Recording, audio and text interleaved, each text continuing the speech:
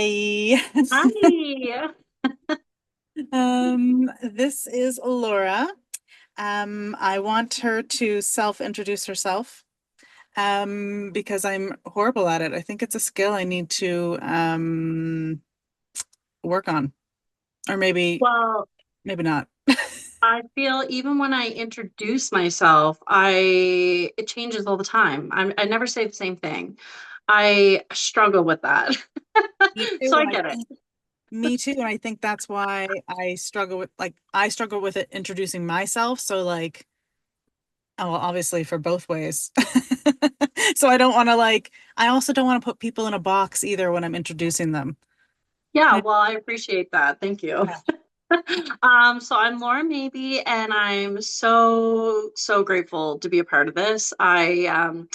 Tara Joy Andrews sent me the application for your podcast. I was like, cute. I like this. What's going on with this? So I read your form, and just the questions you ask on the intake form was so intriguing. I'm like, yes, I'm all in. So I applied on behalf of me and representing the Jubilant Journal, which is a business that I opened a couple years ago. And my purpose with the Jubilant Journal is just to help women raise their vibration to achieve joy.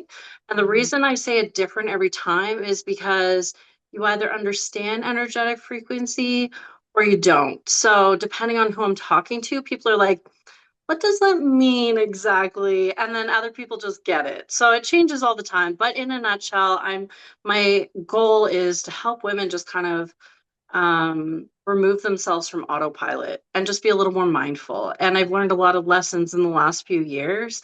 And even though I kind of have that one tagline, what I've done and what is still up coming up has grown and changed a lot. So yeah, it's exciting, and I'm excited to be here, and I'm excited to talk to you. And I've loved what you do with your podcast so far. You've been doing such a good job. I love it. Oh, thank you. Everything you were saying, I was like, oh, I want to talk about this. I want to talk about this. Oh, I Yeah. want this. I forget it all. No. And then I just have to accept that praise. I really appreciate it. Um, yeah, there's a lot. I love what you're doing. Thank you.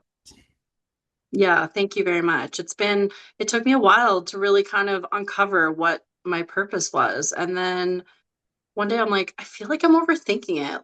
Like, why do I need to be an expert in something specific? Like, why can't I just be somebody who wants to be there for women? And that's kind of what it stems from, is just being a woman who's had my own share of struggles. And it's some relatable stuff. And the more I talk with other women about those things, the more I realize like this sisterhood is huge and we need to come together. Well, yeah, everything you were saying, I'm just like, oh, I need like an AI in my life to just like remember my thoughts for me. Um, but I feel like, I think for a long time, and actually, Tara, is it Tara or Tara? Tara Joy. It is Tara. Okay. I Yeah, would say Tara. It just sounds like fancier. I know. Tara. Um, she, so she kind of like, I hate using the word trigger, but like, let's say little T triggered. She triggered me a little bit because I was like, when I first met her, I was like at a point in my life where I'm like so frustrated because I'm like, I think you've gone through like a similar situation, like removing people from your lives that no longer Mhm. align. So I've removed a lot of people. I hate saying it like that, but my circle's like teeny tiny, if not non-existent. Um, and I was so frustrated when I met her. I'm just like, man, there's like no one on this like consciousness, like self-awareness, I don't want to say level, but like there's like nobody. Like where are all the people doing the work? Like where are my people? Like I've been alone for so long, and I'm finally coming out of it. So she said to me, she's like, yeah, there's lots of us. And I was like, that has not been my experience, but I honor yours, and I'm so happy for you that you have like people in your life that are like doing the things. And like just now I'm realizing how like triggered my ego was and how my ego's like coming up now to like Yeah. my how my ego was like filtering my thoughts. And of course, Yeah. I felt like I had done so much work and my ego was like I had so many ego deaths and like it's just so ridiculous how far. Oh, I just hate it. It's just the compassion that I need to have for myself and others. It's just easier to have for others. But I know. It is easier. And I would you say that the path that you're on right now is like a bit of a spiritual journey or like a well, like where, yeah, yeah. yeah, I'm because also thinking about that. Like it's like I feel like, yeah, that's a lot. the reason I ask is because I feel like um most people and women that I've talked to have said almost what you said about where are my people? Like we've all been there, and I don't even know if it's a super ego thing. I think it's just like still trying to understand, like, where are the people? Like, who am I looking for? Who do I want to align with? And we just didn't find each other until we came to this understanding and the right alignment. Because I went through that as well. I'm like, I was, I'll say a spiritual person. I don't even know if spiritual is the word that I want to use, but like, I, as a teenager, I knew that I was different in that I had a relationship with like my spirit guides. I never talked about it. And because I was embarrassed and I didn't know how to interpret it. And, I didn't want people to judge me. And I still was in like that teen mode. So I think that's why I didn't know where my people were because I wasn't actively looking for them. And then when I finally was just like, you know what, I'm done with like being what I'm supposed to be and just being who I actually am. And then that's when I really started to find those people. And, Tara Joy has been a huge pivotal experience and part of my journey because she and I have come together a few times on some projects. And I find like in the last few years, I've really, not just through her, but just in this journey that I'm on right now, have really connected with some super fantastic, amazing women, and it's a beautiful thing once you open up and you do start to connect with those people. But again, I think it's more about just aligning yourself to find those people in that community. And what you're doing right now with your podcast, I mean, it's all downhill from here, baby. You're gonna find those people. Yeah, yeah, I know. I love it. And I think I feel like it has come with like the realization that the ego is like coloring my lens. And to be fair, like when I was in there in that like I mean I still am, but when I was like deep into it being like when she said that, I was like there are people in my life that are spiritual and like on the same like self-awareness path and but I just was so like in my ego that I like Yeah, couldn't even appreciate it for what it was. yeah, you weren't ready for it. No, I must not have been. But it's coming. I can feel it. Yeah, And good for you. like you said, like the podcast is like calling them in, like specifically with a form, Yeah, exactly. with a Google Yeah, form. now you get to do whatever you want to do with with your platform and with these relationships that you're making. I think that that's fantastic. Good for you. And from what I've seen so far, it's a very specific group that you're speaking to, and I think that that's really great because those are, and when I say that, I mean like women who are empowered and they have something to say and a message to share. Like that's really important. So good for you. I love it. Thank you. Yeah, Tara's pretty great. She is. She's fantastic. I absolutely love her. She's so cute. She's so funny and she's just real. I love it. Yes. Like she said that many people have told her that like she has like this like grandmotherly energy.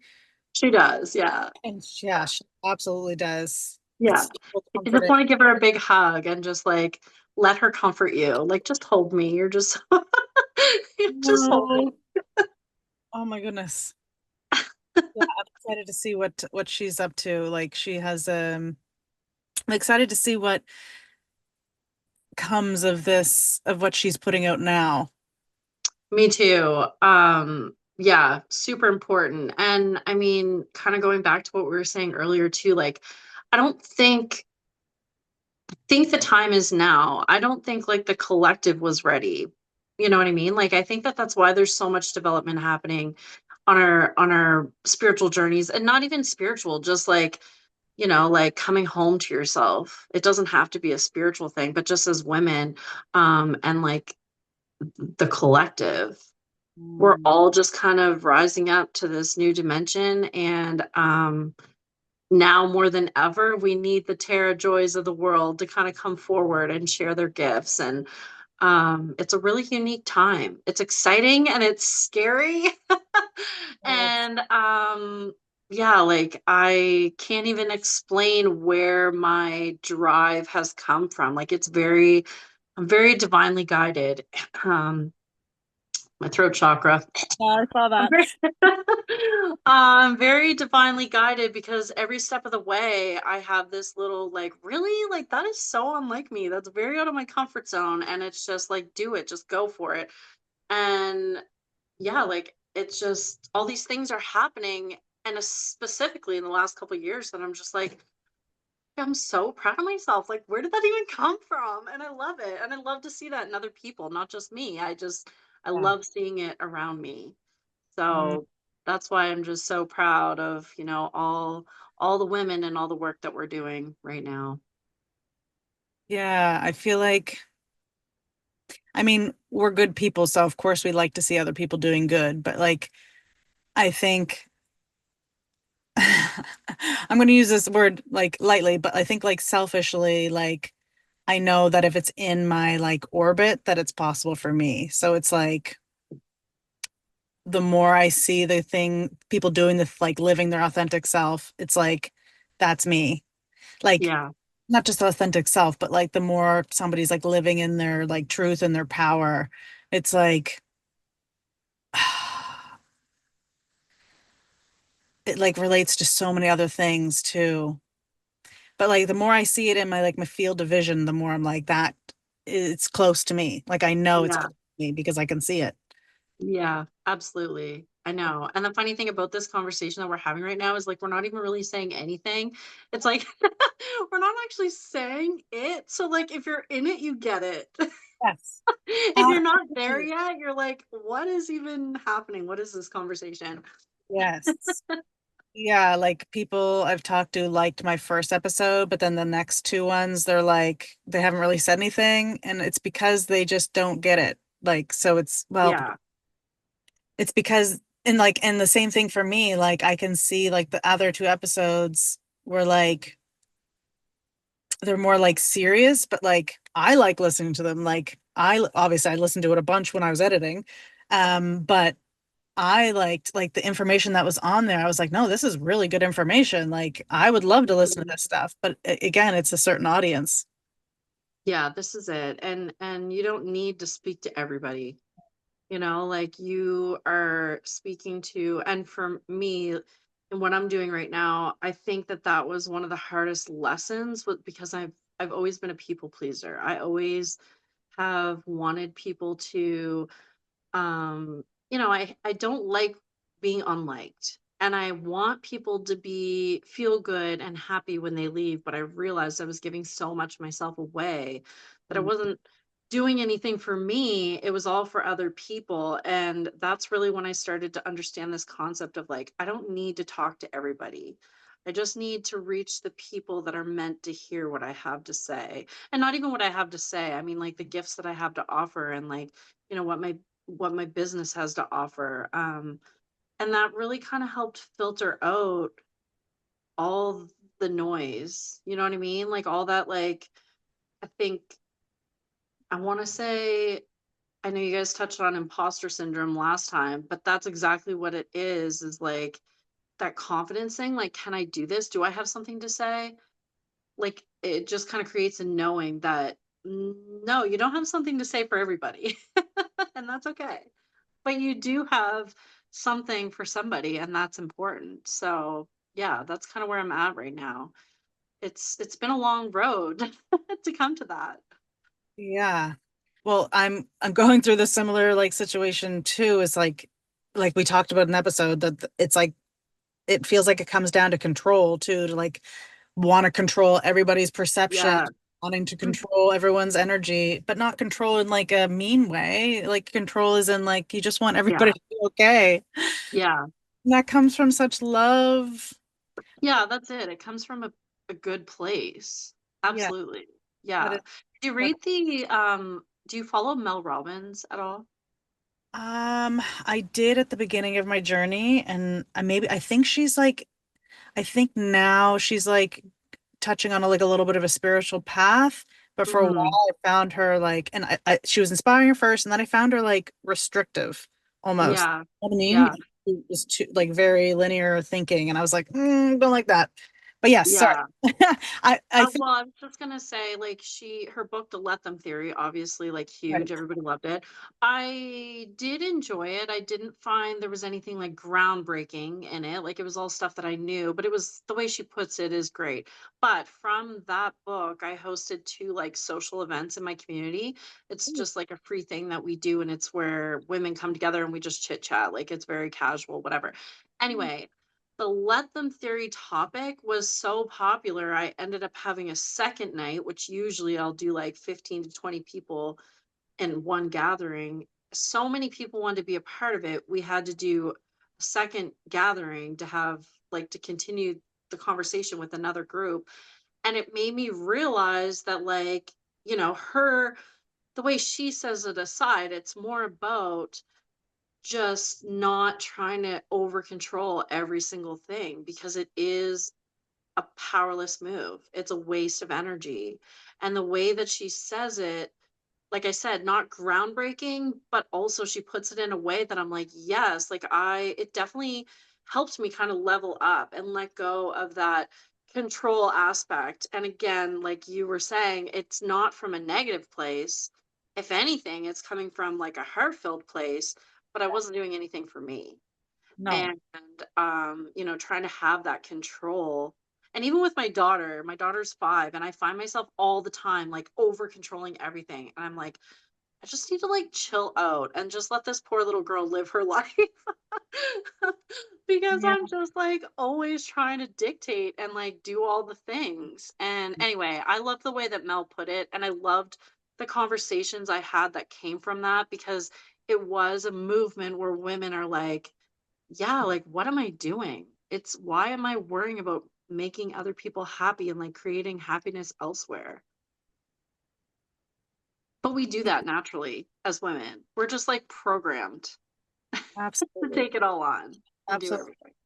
everything. I did that with my kids too, and I still do that to an extent. My kids are older though. My kids are like 15 and 17. So now is a time where it's, I mean, your daughter's 5, right? 5? Yeah. Yeah. She just Like turned 5. you do still need to be controlling, but I know what you mean. Yeah. Because I know what you mean, because like, but like I'm also like, I love it now where I know that my kids are like, I'm able to let go because I know they're okay. Right. You know what I mean? Yeah. Like when your kid's 5, you can't do that. But like you can to an extent, but not completely. Yeah. I have the No, I freedom. understand. Ooh, I just got like a huge head rush. Weird. We're going to be yeah, okay. that was so weird. It was like my brain turned like around in a circle. But yes, feel like I have like the permission to learn that now that they're older. And it's like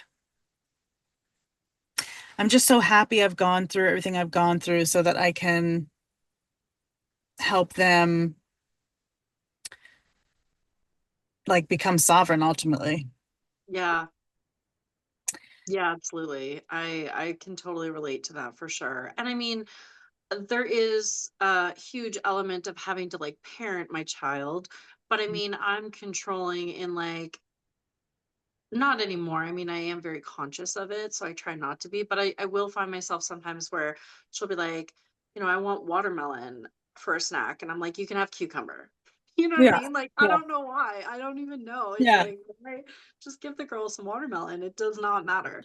Yeah. And like, that's a silly example, but there are so many areas in my life where I would just do that, where it's like, I want things a certain way. And Mm. it's not until recently that I'm a little more flexible. And then after, kind of doing my own coming home to myself research and like reading the let them theory and different things, I'm just starting to now realize like that waste of energy, I'll say. Like it's a useless use of your energy. And I feel too that it is kind of, it's not like a one and done kind of fix. Like I think you just kind Totally. of just know need to show up all the time. You just need to be mindful of it and just continue to work through it. We're human, right? Well, yeah, we're human. We are human. It's just so Yeah. frustrating that it's not like one and done. Yeah, It's I layers, know. layers, and layers and layers. I know. I know. Just like weight loss. Like, what? This is Yes. so hard. It's not Why? just a magic. Well, there's a Yeah. magic. Well, it's not really magic, but No, no, right. yeah. Um, so you mentioned that so I like to, so for like timeline, how I'm 30, but I'm 41. The way you laughed when I said when you said I'm 30, I you're like, was like, ah, I'm that's 34. hilarious. I was literally going to say I'm 34. But I think that's how old you are. Is that how old you are? I'm actually 40. I just turned Oh, you 40 are? this year. Yeah, You look yeah. great. Healing looks great on us. Um, Oh, that's that's funny. fun. Okay, so wow. Okay, so you're my age. Yeah, yeah. I know. I get people mistake me for somebody much younger all the time. And it's funny too when I try to talk to older women about what I'm doing right now, they're like, "Okay, little girl." You don't know what I know. And I do say all the time, I'm 40. Like I know I look young, but like I do have a couple of like careers under my belt and like, Yeah. I'm a little older than I look. Yeah. Oh my God, that's funny. Yeah. That's not a horrible thing. The cross No, we have to bear. I know, right?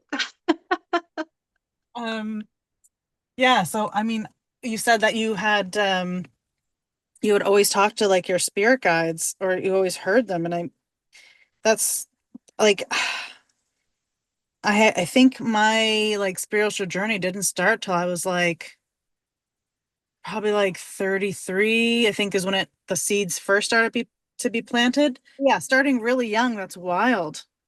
Yeah, it's so funny because when I was a kid, okay, we're about to get into it. I'm going to tell you something that I don't normally talk about, and I'm actually, this is a part of my growth, and you're going to hear it for the very first time. When I was a kid, always felt like I was putting on a show for an audience, always. I would literally like, and not like in an entertainment value, like I would go to the bathroom and felt like I didn't have privacy. And I would just like literally wouldn't even want to like pick my nose, we'll say. That's an extreme example. But like just because I always felt like I was being watched. And I could not understand it until I got older and realized that I think I had this audience of like a spiritual guidance team back then and didn't know that. But I knew at a young age that like I didn't know what it was, but I knew at a young age that I was like excited about like what happens after you die. And like, my parents, we weren't like super religious, but like we went to church and whatever, not faithfully, but a few years we were like regular churchgoers. And it was like interesting because the idea of like God is not quite, I don't resonate with God, but I knew there was something and it was big. And it was, now I kind of say it's probably more the universe that I was seeing. That's what I Um, feel. yeah. And like, so it wasn't until a lot later that I really realized that I had been you know, kind of experiencing things at a younger age. But when I think back to that time, I'm like, yeah, like this has been going on for as long as I can remember. And like I actually can recall a time where I got really hurt. I was young. I think I fell off my bike or I fell and I know I wiped out and I had like scratches all over my knees. And I remember saying to myself, I didn't want to cry because I didn't want people to think I was a baby.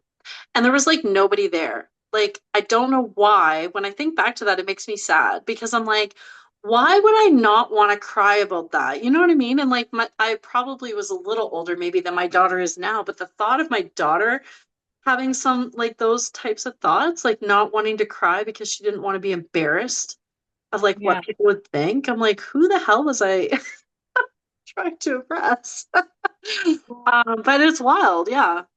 Well, it's funny because I always had those same thoughts too. And looking back now, I'm like, I wonder if that was the same kind of deal. And the other thing that I kind of realized lately, I was like, it's probably just the tism. Like my daughter was Yeah, like my daughter was just diagnosed.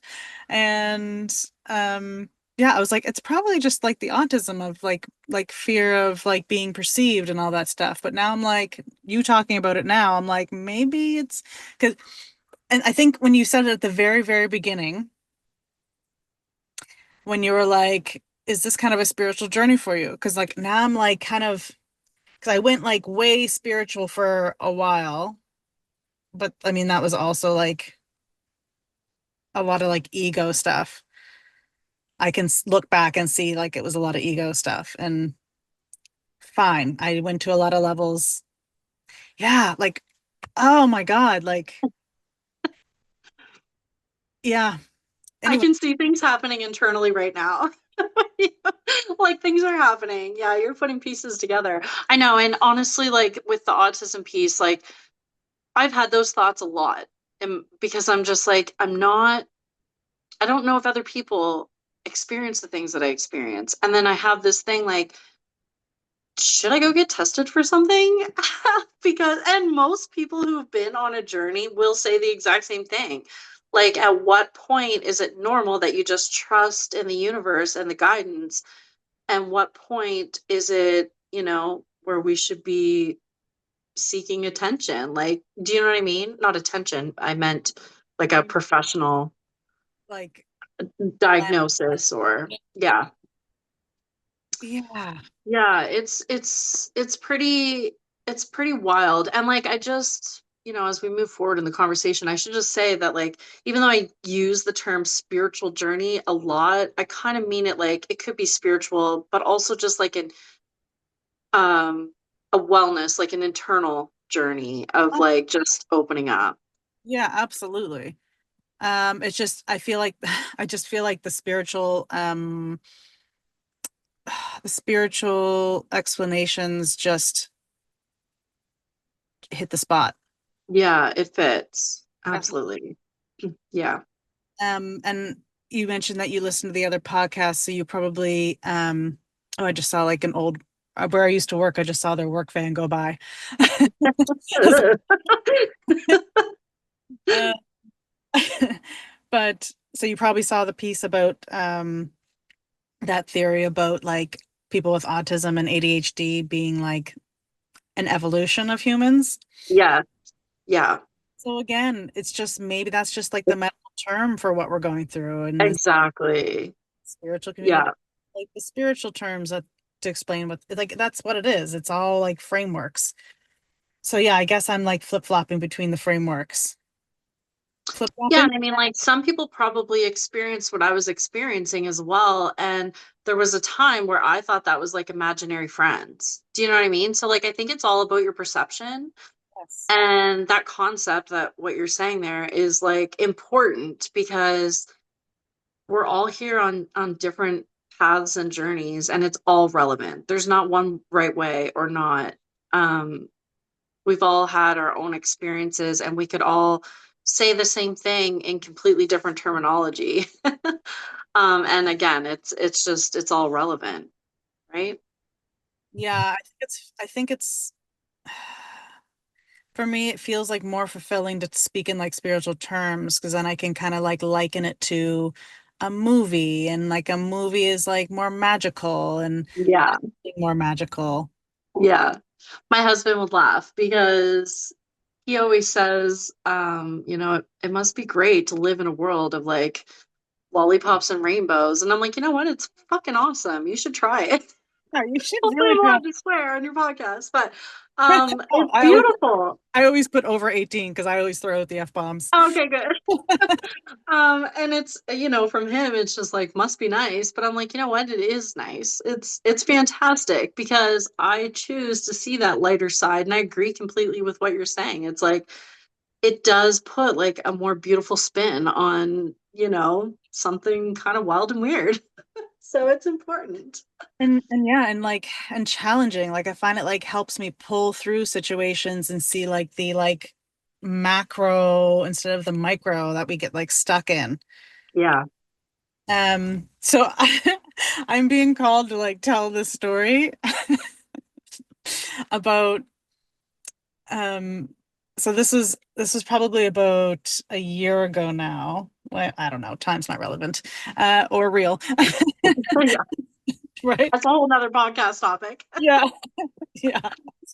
Um, but having something happen that only happens in movies, Yes. have these experiences. Yep. Okay. 100%. Yeah, and I want you to tell some of yours too, because like Okay. I feel like we're in a good place when stuff like that happens. Like that's Yeah. a movie. But in this instance, Jesus Christ. So, okay, let me set the scene. So I'm in my car and I treated myself to Wendy's. Or I don't even know if I was eating Wendy's, but I was in the Wendy's parking lot. I think I was eating Wendy's. And I was talking to my son on FaceTime. And I finished my food. And I'm like sitting there and then I was like, oh, and I was like happy because I was just had a delicious Wendy's meal. And and then I was like, oof. I'm like starting to sweat. I'm like, oh God, I think I have to use the bathroom. And I'm like, my eyelids are sweating. I'm sweating. I was like, oh my God, I gotta go. I gotta go run into Wendy's to use the bathroom. And Gavin was like, well, just take me with you. I was like, Gavin, I can't take you on FaceTime in the bathroom. And he's like, no one will notice. And I was like, Gavin, I gotta go. And I'm like shaking at this point. Yeah. So I like run into the bathroom. This is definitely TMI. But anyway, I run into the bathroom. I love it. And I use the bathroom. I'm like, oh my God. Oh, okay. I made it. Everything's good. I do my thing. And I'm like sitting there to see if I'm have like another wave. And a girl claps into the bathroom and, you know, banging into everything and then shuts her stall door and she sits down to use the washroom. And I know I'm aware of all this stuff because like I'm like shitting in the bathroom. So like, I'm not that shy about that stuff, but like still, I'm conscious of it. Like, sorry about that. Yeah. I'm doing the pre-flushing thing, right? Uh, I'm a good person, yeah, exactly. right? If you know, you know. Yeah, exactly. Um, yeah, so I'm sitting there, I was just waiting to see what's gonna happen. And I hear her over there and she's like, excuse me, do you have any toilet paper? And I was like, oh my God, yes, of course I have so much toilet paper. What a sin. So I'm like grabbing a bunch of toilet paper for her. And I was like handing it under the stalls. I grab another thing, hand it under, and like our hands touch at one point, and I was like, oh, that's so gross. But I'm like, no judgment, no big deal, no whatever. And I look down at my hand, and there's a fucking shit fingerprint on my thumb. No. I was like, ah. I did like an angry I was like, ah. No, I can't even do it. I was just like, ah. Anyway, silence. So now I'm grabbing more toilet paper. I'm wiping that off. Now I'm like grabbing it angry, throwing it under the stall for her. 'Cause I'm like, Yeah. anyway, so I'm like, fuck. Now I'm like trying to like I'm done. get my stuff together, holding my hand up because it's now like radioactive. Yes. Oh my gosh. And she Never like mix. And she like quickly finishes up and knocks out of the stall and doesn't even wash her hands and leaves. And I was like, what the No. fuck?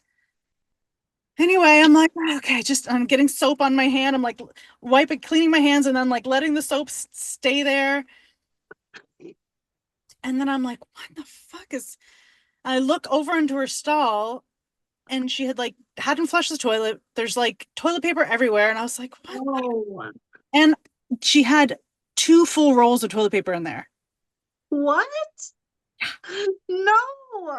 I was like, what is going on? I was like, is she into like poop fetish? I was like, I mean, to each their own, but why do I have to be involved? Like, I didn't ask for this. That's awful. Oh my God. That no, that hand dead to me now. Bye, take it.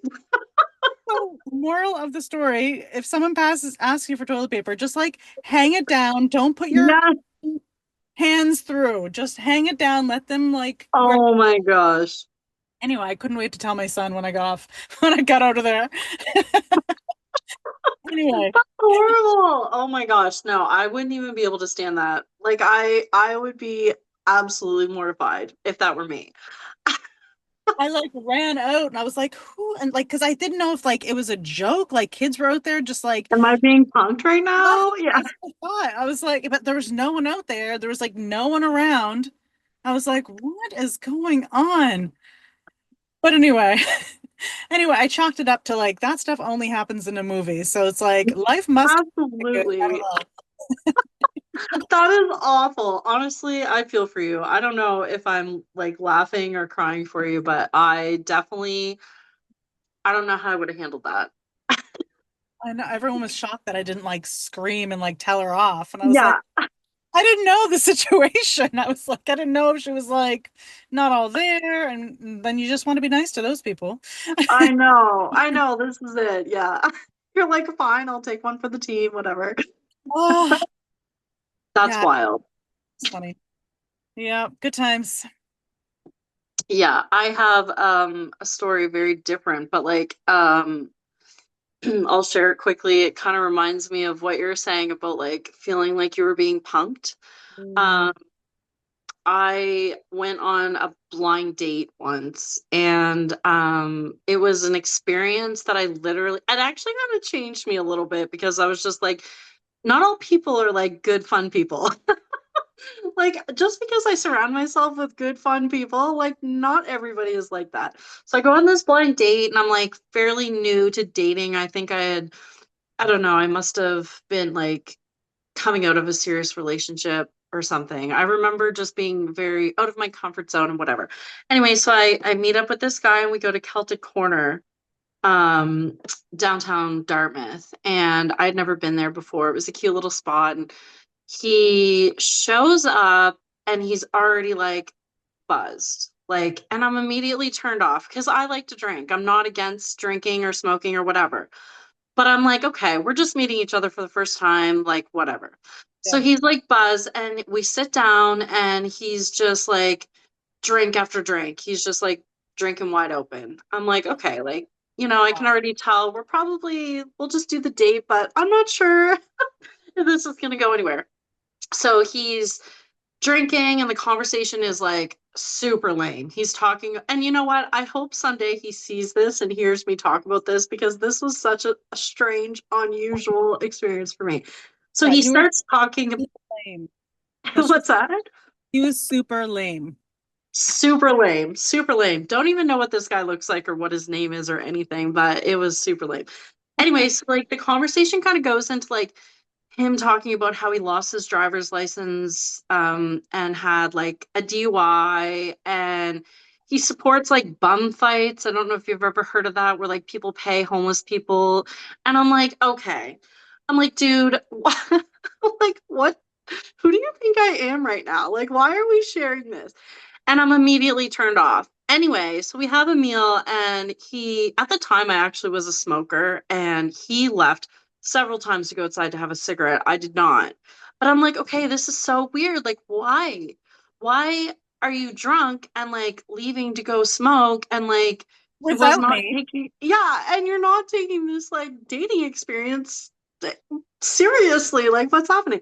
So, anyway. at the end of the night, he's like told me all these really horrible stories. And, I don't even know how many drinks this guy had, but it was like he was drinking wide open. And we had a meal. And at one point, he went to the washroom, and the bartender actually came over and asked me if I was okay. And he must have picked up on the fact, like, what was happening. He said, "Are you good?" And I was like, "Yeah, I'm fine. Like, I'm not in any danger, but like, you won't see me here with this guy again." So then the guy later comes back, and they're just doing up the bills, and I go to the washroom. And when I was getting up to leave, the waitress put one bill on the table. I'm Okay. like, I don't know if I'm gonna have to pay for my own meal at this point. I'm feeling like I am, but whatever. I get up, go to the washroom, I come back, buddy's out for a smoke, and there are two bills on the table. So while I was in the washroom, he said, split this up into two bills. And I literally, when I seen that, was just like, are you fucking kidding me? I just wasted like 2 hours of my life on this thing. I was And at then the therapist. yes, I was like, what is this? So then he comes back and we paid for our bill, and he's like, listen, I hate to ask, but he's like, do you mind giving me a lift home? He's like, I just live up the street. I don't know what I was thinking, but I actually was just like so desperate to get out of the situation that I said yes. I would have too. I would have too. No judgment. Honestly, I know. So I drove him home, and it was like, again, like 2 minutes up the road. It wasn't that bad. He got out of the car. He didn't say nice to meet ya. He didn't, nothing. He got out of the car. He He's like, shut the door, and he was out. And I've never talked to or heard from this guy again. And I was like stunned. I'm still not over it. This was forever ago. I'm not over it. I'm like, that was the worst fucking date of my life. I paid for my own bill. I was sober. This guy's drunk. Like, I don't even know. It was, anyway, totally different story. But that was like that moment of like, somebody is setting me up. Like, this guy was paid to do that. He had to, like, which of my asshole friends put this guy up to? yeah, that would be a good business. Oh my God, it was awful. It was so crazy. I was just like, I can't believe, like, yeah, why even ask somebody on a date? Like, what's What in it for you? isn't that actually the premise of that movie with Will Smith? Is it Hitch? Oh He goes yeah, Hitch. horrible dates with Yeah, this so that they marry the next guy. yeah, Yeah. true. And you know what's funny? That actually did happen before I got together with my husband. When Stop. I'm not even kidding. Oh, that's hilarious. That's hilarious. Wow. Oh my God, that's good. Maybe That's ask really your good. husband. Maybe it was your husband that paid him. Yeah, I have asked him about it. I did tell him about it actually years ago. And I Oh, was like, this is just so crazy. He laughed about it. But like, yeah, that would be hilarious. I don't hilarious. still when I think of that, I'm like, I tell everybody because I'm just like, that was just too unreal. It was just not real. No, it's literally out of a movie. That's Yeah, that is literally the like script of a movie. yeah, totally. Yeah. Totally. Anyway, way off topic, but it's a good No, story I like to share. no, I love that topic. And yeah. So you're married? I'm married, yes. My husband and I have been together, I think we're going on about 16 years. We Oh got wow. married in 2020, a couple weeks before COVID shut the world down, which is hilarious. Oh, And yeah, we've been together for a long, long time. wow. And my daughter was actually born in 2020 as well. So when the world was dealing with mad anxiety and all the horrible things that were happening, it was actually a life-changing year for me. So yeah, it was very unusual but lovely. We had a great year in 2020. That's crazy. I think a lot of people did. Yeah, I think a lot of yeah, people like as horrible as it was like I mean, I remember liking it because it like slowed everybody down and it was like everyone let's yeah. collectively take a fucking break. Yeah, Right. absolutely. And like the spin outs since then, like the people that are just like, I don't want to live the corporate world anymore. And, I'm too close to Yeah. retirement to put up with this shit and all the other things that come with it. Like it's great. All did like the working from home and they're like, oh, we can still work for like we can still have a job and just be at home and just Yeah. our lives first. Like, yeah, it did do a good things. Yeah, I agree. Absolutely. Bad about that. It was a little challenging, I found, because, like being pregnant, just for the record, I like to tell people I didn't get pregnant during COVID. I was actually like 3.5 months pregnant when COVID happened. Even though my daughter is still one of the COVID babies, Yeah. I'm like, we weren't bored and looking for something to do. That was just a happy accident. But like, I didn't get to do any of the traditional new mommy things with my husband, like get to do the appointments and stuff together. And he couldn't really be a part of like the Oh man. sonogram and those sorts of things just because at the time it was like no support people. So, I mean, that was kind of unfortunate. But otherwise it was a great year. Yeah. Yeah, my sister had a baby at that time too, her first. Yeah. Yeah, yeah, that is a sad part. Yeah, yeah, it was unfortunate, but it was kind of cool too because like we made the best of it. Like I remember my baby shower, I was just like, how are we going to do this? And at the time, I think it was like early in the summer of 2020, so like we had just kind of loosened up a little bit and people could gather in small groups or whatever. And my mom worked really hard to like make sure it was like still a really special day. So like everything, the food was individually plated and like wrapped, and it was like a cute little like take home thing. And we gave the Bath and Body Works hand sanitizer as like gifts, and Yeah, everybody loved it. Like it was just, yeah, we made the best of it. It was fine. yeah, that's a treat after using like tequila, Yeah, tequila sanitizer when it all ran. exactly.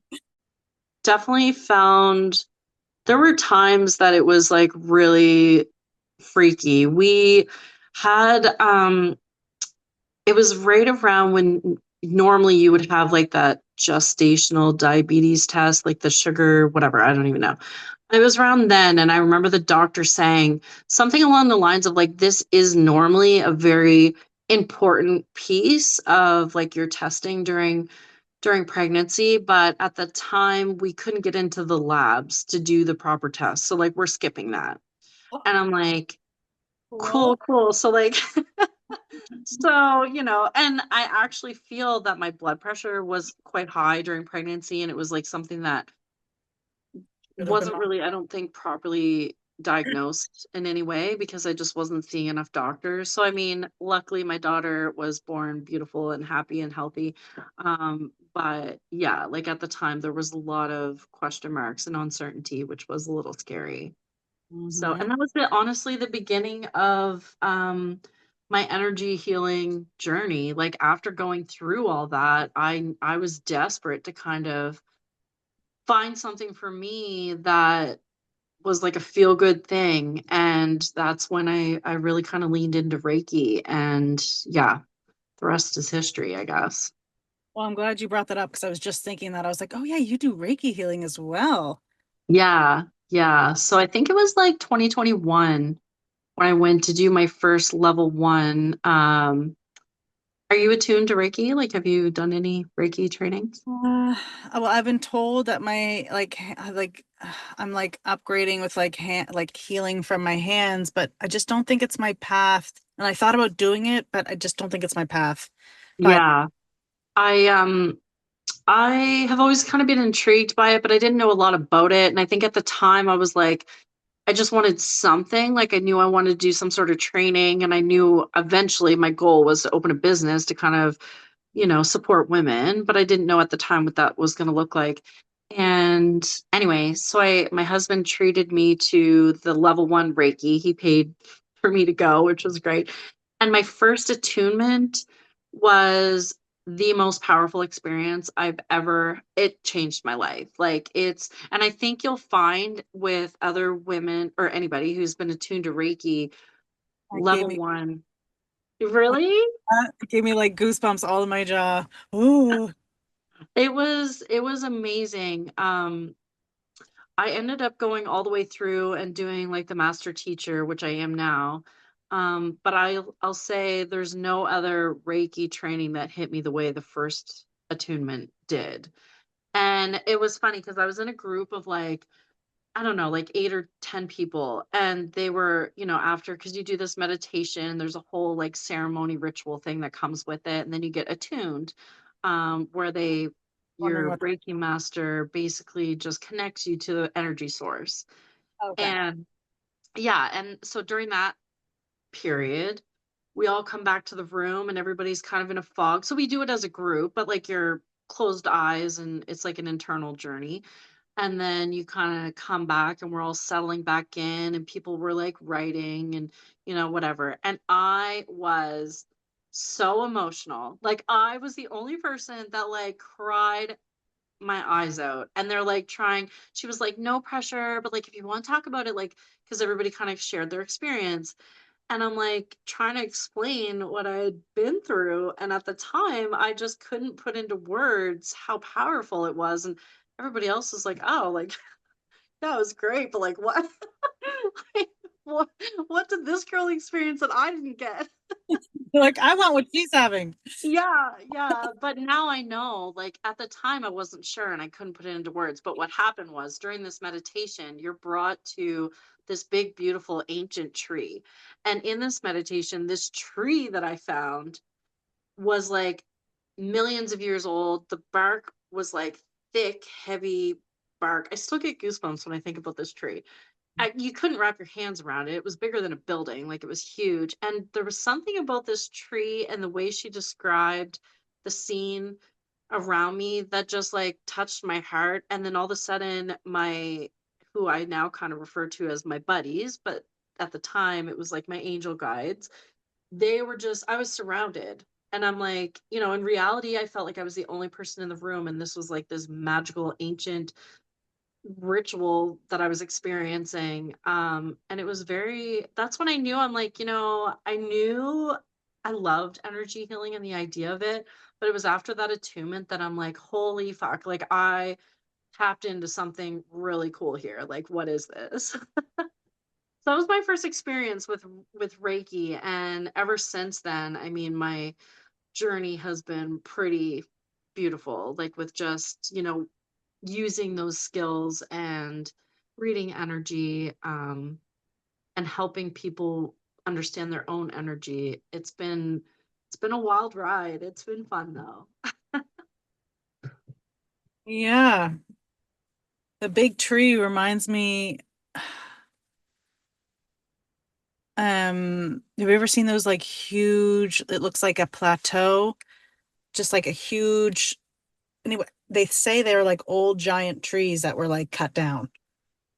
Yeah, and that's kind of yeah, that's a good visual because that is kind of what I pictured was just this massive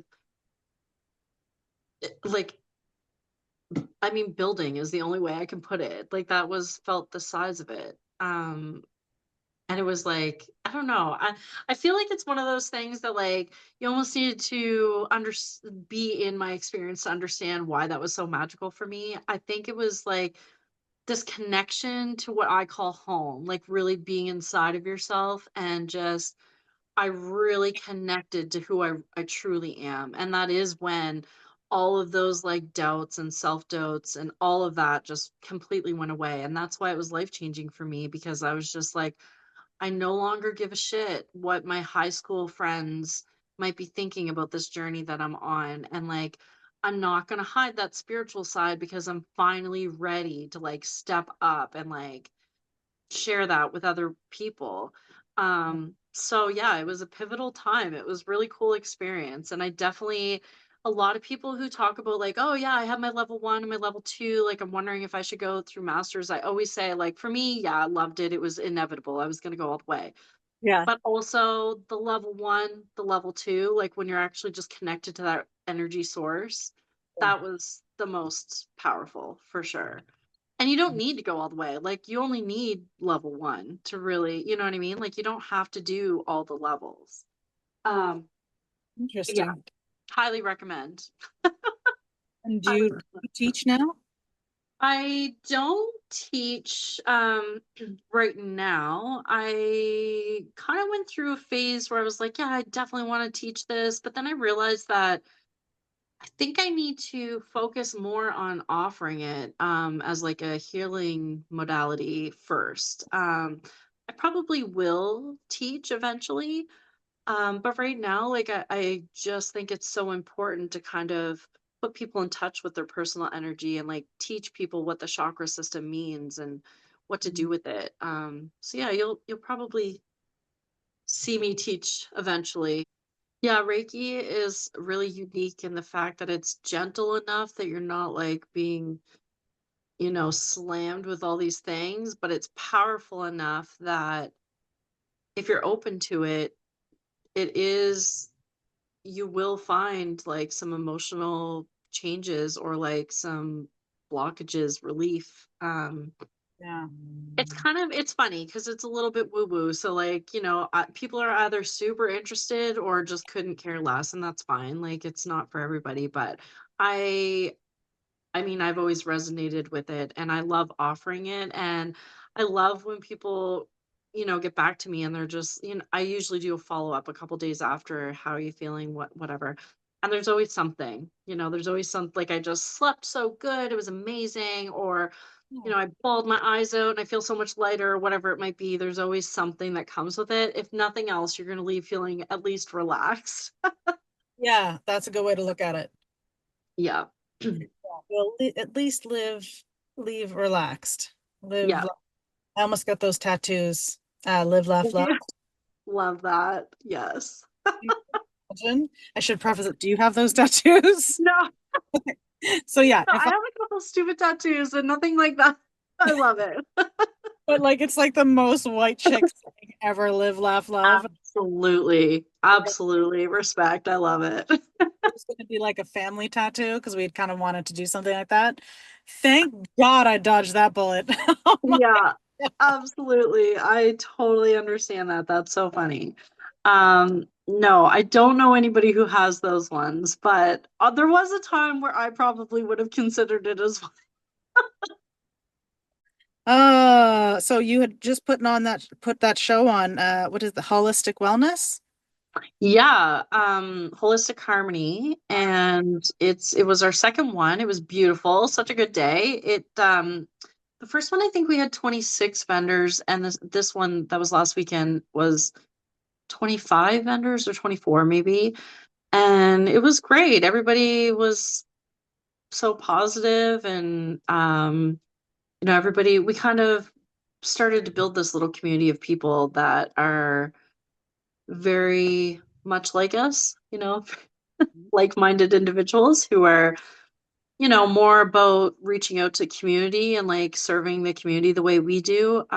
So it's a unique experience because we wanted our show not to compete with other shows in the area, but to kind of stand above. And I think we've done exactly that in the sense that we're starting to create like this little bit of a community thing. People put on workshops. So every half hour, we'd have like a live workshop on the stage. And it was a very um, wide range of topics that were happening. So there was something for everybody. And yeah, it was just a beautiful day. We really enjoyed it. And that was one of the things a couple years ago, I remember thinking like, I'm gonna be a host of a vendor fair one year. Like I want to do this, and I don't even know why, because it's like very unlike me. I don't know. I mean, I'm in the events world, but it was just not something that I could understand why I had this desire to do it. And then as the Jubilant Journal grew, I started because I also write journals. So it was like I needed a platform, like a retail platform to kind of sell journals. Mm. And I wasn't getting what I wanted out of the other shows. And no shade, all the other shows are lovely. I attend them as a guest, but I just wasn't getting what I wanted out of it. So yeah, that's kind of where the idea came. And then I had somebody else plan with me, and unfortunately, she couldn't continue. So it was like January, and the spring show was in May. And I'm like, can I do this myself? And the more I got into it, the more I'm like, no, absolutely not. Too much anxiety. I can't do it. So I reached out to Tara Joy and I asked her if this would be something she'd be into. And like the rest is history. We're like best friends forever now. She was a huge help. And the first show was a hit, but the second show was like beautiful. It was amazing. Just Well, going good, back good. to the journaling piece and like, do you follow, what's her name? Oh my gosh, I just went completely Esther Hicks, Abraham Hicks. That's Yeah. funny. I thought about asking you the same damn question. Yeah, yeah, No. yeah. Oh my gosh, that's hilarious. So you do then, Abraham. Um, I lately, I mean, for a couple of years, but more lately, have been so guided by the principles behind, what Abraham says. And I already forget the story that I was going to link to that.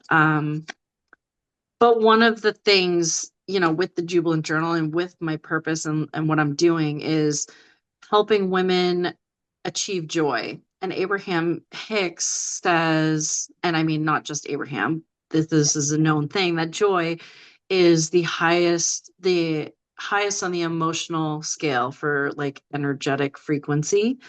Um, which is crazy because it's above love and happiness. Like joy is the highest. Oh, I didn't. I thought. And yeah, no, it's not. If you look at the Oh, actual emotional scale, there's like a list of emotions, and joy is, I mean, love and happiness and everything, that's like right there. But joy is like up, the very highest. oh, Yeah.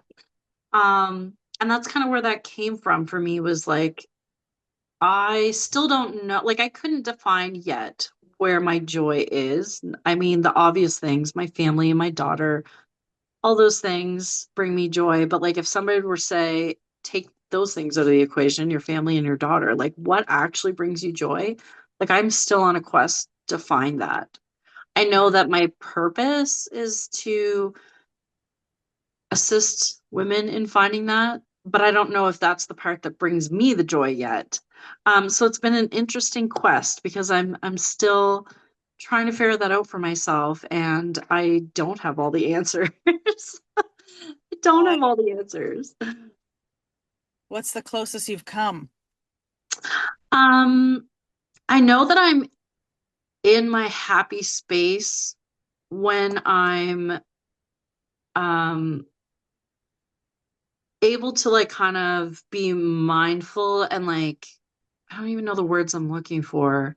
I'm in my Mm, happy place when I'm just like not overthinking anything, when I'm being like completely mindful but like mindless, like meditation or being out in nature. Um, but I don't know like if there's one specific thing. I just know that what I'm doing with the Jubilant Journal is such a feel good thing. mm. There's something there. So it's yet to be determined. But again, I mean, obviously, my daughter is my world. So I don't want it to sound like I haven't already found some joy because I have. Well, I mean, I wouldn't say my children are my joy. She's yeah, she I mean, she's fabulous. I love yeah, her. and I'm But like, you're yeah, so like lucky. yeah, I mean, I like, I'm so happy that I have my children. I'm so happy that because I believe we pick who we are, like who our parents are, and we pick who our children are going to be, and they pick yeah, us.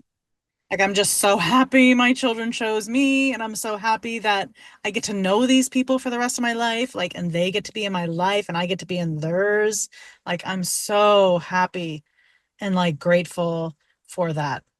yeah. But they don't bring me joy.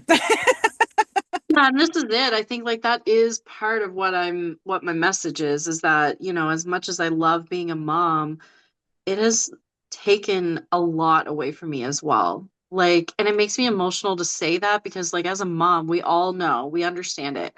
It's this like mom guilt that you hear about where you don't want to admit that it's like hard and hurtful sometimes and difficult, but that's something that like this collective sisterhood I'm talking about, we can all relate to is that shit is hard. And like, if I'm being honest, I wanted to have a kid so bad that I never thought about what it would be like to actually have one. It was all about getting pregnant and making it happen. You know what I mean? Like and just like having a kid, but I never really stopped and thought like what does motherhood actually look like? Well, And I was shocked.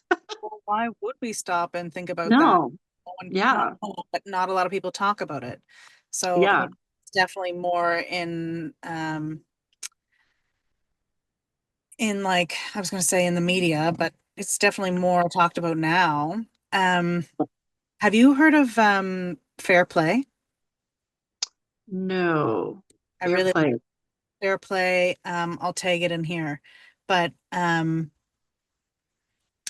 mean, I think it comes back to like how hard motherhood is. And Yeah. I guess Fairplay is like what it is like a system. Basically, it's like playing cards and it's like everything that needs to be done in your family life is on a playing card and like everything. Okay, yes. I have heard of this. Yeah. Yeah. So that I've discovered that like probably like 4 years ago now. And that was like really cool. I was like, but then I ended up leaving my partner. So so it didn't work out well. But I So recommend play it. at your discretion. Yeah, really well. Yeah. That's Oh, hilarious. Yes, I have heard of that. And it's a funny too because like that's one of my biggest messages. Like when I do workshops and I host like different things, one of my biggest messages is like it is so important to do all the things, to be a mom and to be a wife and to keep your house and work and all the blah blah blah. That's super important, but like what is it that you're doing for you that fills your cup, that brings you joy, that, I say I'm obviously joyful for my daughter, but like what is it in me that brings me joy? That's just for me. And all of those things that we do take away from the the space. yeah, like it's wild. It's really crazy. And I think that that's why like helping people kind of come out of that autopilot and just even if that's all they get from it is like just disrupting the pattern and thinking about what what those things look like for them. And honestly, more often than not, people don't know what to say. They're like, I don't know. I haven't, it's been wild. I have no idea what brings me joy. Or, sometimes people are interested in sports or crafts or whatever, but like, does that actually call to your soul? Cool. Yeah. Like, you're happy when you do it. But like, is that something that like you are here to experience? Or is that just something you use to kind of help pass the time and like entertain you? Yeah. So, I mean, and again, like I don't have the answer. This is a quest that I'm on right now is to figure out what that means to me and help other women kind of, help them with the tools, first of all, to uncover those things and disrupt that pattern. But also just kind of support each other while we find a way to achieve that goal, that joy. It's kind Mhm. of crazy because It you is. think it'd be easier. It's not. Yeah, well, that was kind of my one of my starting points was like, what the fuck brings me joy? And I was like, I looked at everything I do and I'm like, oh, nothing. And it was so Yeah. depressing. It's like, wow. Yeah. I mean, I did find So something, but like I was just gonna say, like, since then, have you found at that anything? yeah, at that time I found like only time and really the joy is like I don't know if it was real joy, but I mean it helped me. It was like reading, and like I read like erotic romance or Mhm. well, it sounds so gross. But like dirty and Yeah. I read like so reading that and then it's like a fall or spring day and like being in like the direct sunlight with like that Yeah. even now like sunlight burning my retinas is so good. Yeah. And then like with a breeze, a nice cool breeze with like a blanket. So Yeah. those things like oh that stuff's Yeah. that's like good stuff. And so I would just do that as much as possible. Uh, Yeah. like even if dishes had to be done, I'd be like, nope, I'm doing this until Yeah. I don't want to anymore. And then I would do dishes. Screw dishes. Yeah, I know. Maybe I But shouldn't do this. Yeah, I was just like, no. yeah. Um, But yeah, yeah, that's you need to connect nice. with somebody who loves, who achieves joy through doing dishes. That would be the dream. It's like if you could find somebody that loves doing the I mean, bless them, but that doesn't seem like a friend I want. no. Yeah, no, I agree. And like when I say that I find the joy in like being mindful, sometimes I call it mindless because you don't want to be mindful. That is what I'm kind of getting at too, like being out in nature and just like my daughter and I kind of adopted this little activity where we go outside and like we'll just activate our senses. So like if we're on a nature walk, we'll just like talk about what we see and what we hear and what we feel and like it's cool for her, but also for me, like being able to close my eyes and hear the birds and you know what I mean? Like it sounds like such a cheesy thing, but like and I mean, what it does is it grounds you and grounds your nervous system. So I mean, that feeling that you're describing, um, that's what you've done for yourself is to actually slow down and just connect to your nervous system. Yeah. It's a beautiful, powerful thing. And I do tell people, like my Reiki clients often, especially for empaths, like if you are somebody who people are drawn to dump their shit, you know, Yeah.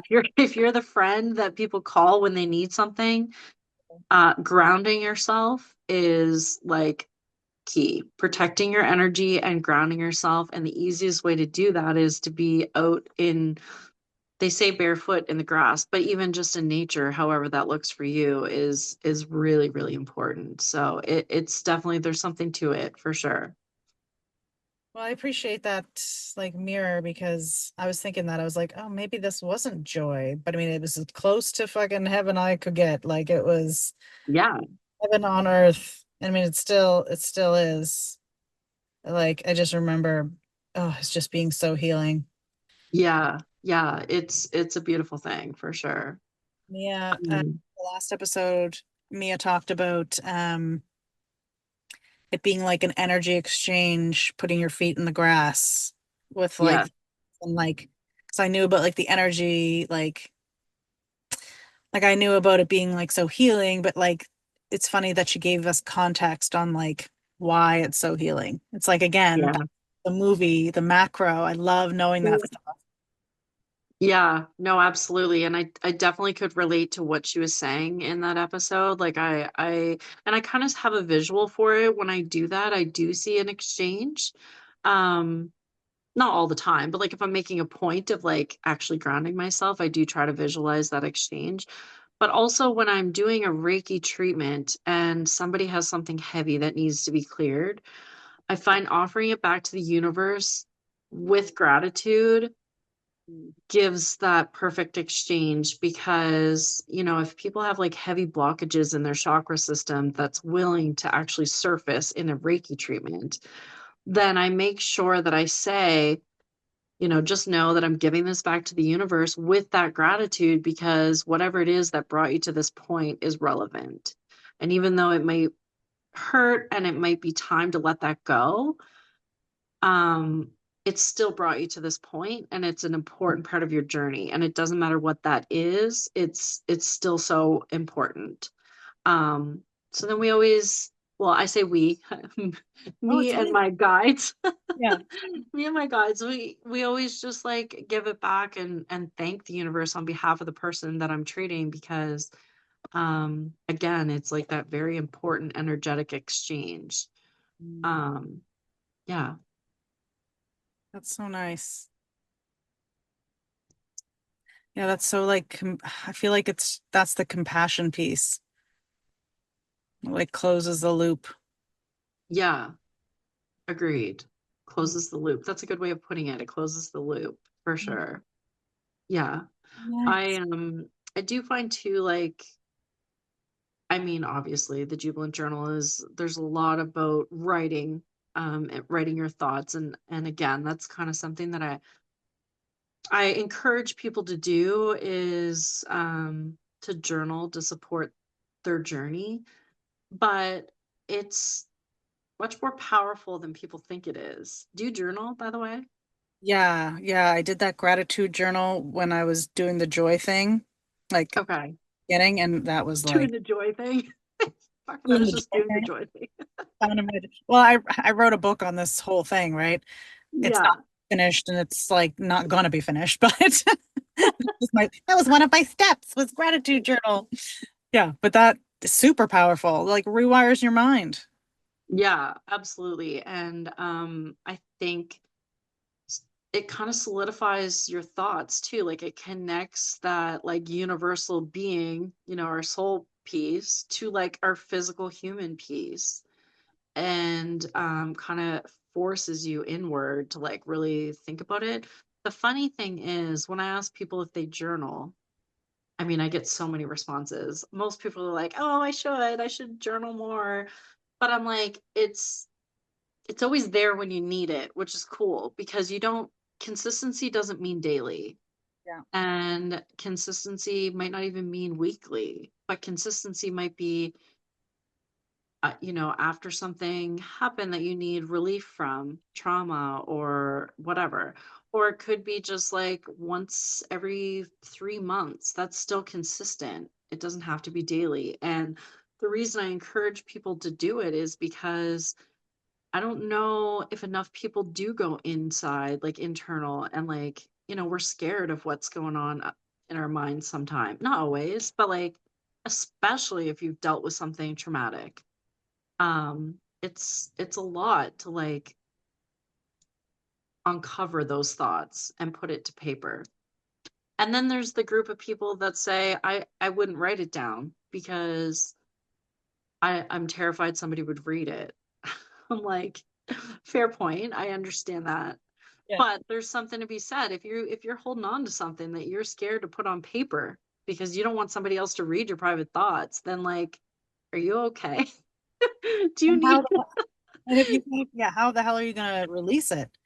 exactly like Hold on what's, to it. that's wild. So, I mean, sometimes I'll tell people to burn it, or I Yeah. like to write it on bay leaves sometimes, like in a simple one sentence. I'll write it on bay leaves and I'll either burn it because it's similar to sage, like it has a sweeter smell. Or just recently, I wrote a few things on bay leaves and then I crumpled it up and I put it in the ocean, which is hilarious because they kind of wash back up on shore. You're like, not as yeah. What is it called? Not as like Instagram worthy. Yeah. Yeah. You're like, Yeah, but it worked. It did the trick. It was still like a form of release. And yeah, I mean, there's always a solution, but it's a scary thing because putting pen to paper, you are kind of forcing yourself to be mindful and like what's up there? Like what do I need to get out today? But it's not always heavy. It doesn't have to be. well, I'm glad you related that to journaling, like the giving it back to the universe and like is like closing the loop, and then journaling is also closing the loop because it really is. I never thought about it like that. Yeah.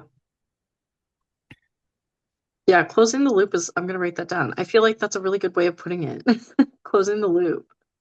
Um, But and then, for me, I mean, it's different for everybody, but I don't often go back and read what I've written because I don't need to. Do you know what I mean? Like some people do, they'll hang on to them, which whatever, I get that. But it's for me has always been just to get it out of my mind, like kind of loosen up some of that clutter. And I don't have the desire to go back and read any of that. you know, but and I want to like burn all of them, but I'm like, I have such a horrible memory. I'm like, I'm scared if I burn it, I'll never remember that stuff again. I know. But I if you want keep to it, would you ever go back and actually read it, even if you were Oh, trying to remember? No, this is it. okay. So yeah, no, I wouldn't. There's Yeah. No. I definitely well, one of the things that I do talk about too is that like a really great way to kind of release something is to write in like story form. So kind of recount all the details and go through step by step. And it's hard a lot of the time, like we don't want to do that, but forcing yourself to really like recount it like you're telling a story does kind of draw attention to every single element. Get it down on paper. It might take weeks, months, or years, But then when it's on paper, you can finally have um, relief in knowing that it's kind of a sense of what's the word I'm looking for? Like, Well, do you remember when I told you to put your phone on D&D? oh yes, Well, I didn't do that. oh dear. My sister just called. I was like, ah! Jesus. Sorry. Okay. Okay. Getting it down on paper. Yeah, it's just a sense of release, I guess, is what I'm getting at. And I did that for myself a few years ago, right before I had my daughter. I actually had an ectopic pregnancy, and I really wanted to get pregnant. So we had been trying for a while. And when I finally got that positive, I was just like, yes. And so excited. And then a couple weeks go by and I was cramping and I was feeling all the things and I'm like ignoring it, didn't listen to my body at all. And then a few more weeks passed. I think when I actually went in, I was about 9 weeks. Obviously, not a viable pregnancy, but it had implanted on one of my fallopian tubes, and I ended up having to be rushed in for emergency surgery. And the next morning, I found out that they couldn't save it, which was crazy because at the time I was in survival mode. I didn't care what you had to do to keep me alive. And it was crazy. Like I had transfusions and all the things. And they were just like, I can't believe you didn't come in before now. And I did, thinking back, I'm like, I did feel the pain and I seen the signs, but I was just so focused on what I wanted that I was ignoring my body. And anyway, long story short, it wasn't until months later that I really started to process what happened Yeah. because I was, like I said, in survival mode. I didn't care. I just was like so in pain and just it was a whirlwind of things. So it was like months later that I was just like, whoa, yeah, like I really wanted a baby and I lost that experience and like I went through a lot. And that's when I journaled kind of like in this story format. And it took me a couple weeks to go through it, but I started right at the beginning and I wrote it down and I would write and cry and all the things and really just kind of come to terms with it. And mind you, I bought a journal just for this, knowing that I wasn't going to keep it.